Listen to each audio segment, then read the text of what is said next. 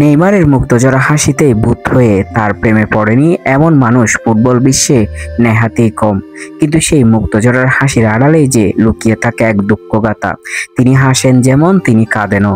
দেশ এবং দেশের ফুটবলের প্রতি তার অগাধ ভালোবাসা, ফুটবলের প্রতি তার আবেগ কতটা, সেটাই সম্প্রতি এক ইন্টারভিউতে জানান দিয়েছেন নেইমার।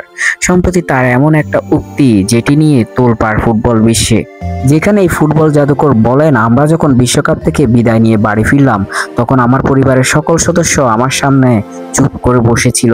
মনে হচ্ছিল এটা কোনো শোকসভা।